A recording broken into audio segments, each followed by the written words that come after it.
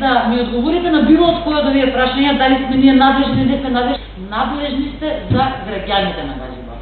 Улицата после рамка, кај Хиподром 2. Ужасна состојба. Улица Стинска, исто. После Металец, исто, секој ден сите поминуваме од таму.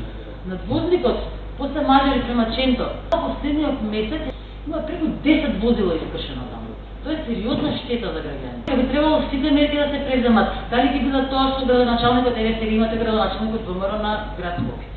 Дали ќе биде тоа со ОРТ, дали ќе биде со министерствата. Граѓаните бараат одговори кога и дали за брзо време овие ќе бидат санирани.